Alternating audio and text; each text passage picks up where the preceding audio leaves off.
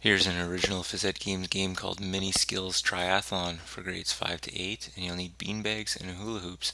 This game could be a good introduction to talking about a real triathlon of swimming, biking, and running as lifelong sports, and just give them a little heads up about an endurance race. And this is so Mini Skills Triathlon endurance race.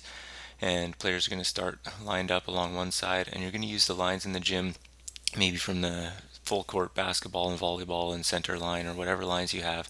You can adjust it so you can go with the lengthwise or widthwise depending how it might work in your gym. And you're going to place down a hula hoop in front of each student. And for this example, we're just going to look at one student so it's easy to see here, but everyone's going to have the race at the same time.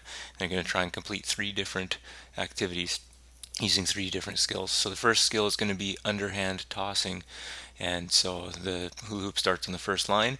The players are going to do an underhand toss, and they're going to try and get that in the hoop. And once they completed it and got it in the hoop, they can advance the hoop to the next line. Of course, they have to then go back and start always from this starting location and continue on with underhand throws. So every time it's a successful throw, that hula hoop gets to be moved to the next line, and so on and so forth. And so players would, of course, have to move the hoop themselves and collect a beanbag after every throw. That's part of the endurance. When they've finished and they've made it to the other side, or if you don't want to go all the way to the other side, you can have it to the center line, whatever works again for your students and their age. Then the second part is balance. So then what they're gonna do is they're gonna take that beanbag, they're gonna put it on top of their head, they're gonna balance it on their head, they're gonna put the hula hoop in their hand, and they're gonna spin that hula hoop. So they spin the hula hoop, and while it's spinning, they need to balance with the beanbag bouncing on their head and make it from one side all the way back to the other.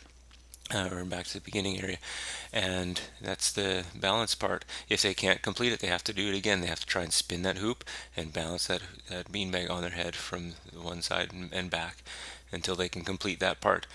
And then that leads them to the third part, which is kicking.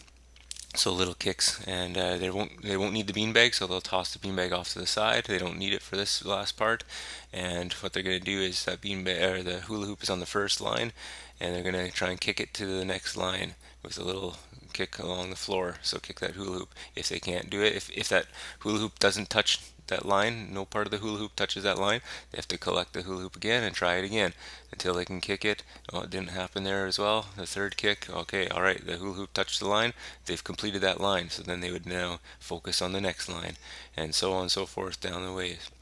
So they've kicked it, and they've got it. They look to the next line and until they make it all back.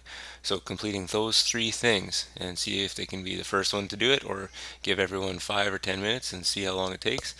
Hope you've enjoyed this idea. If you have, please hit subscribe for more games and visit PhysEdGames.com.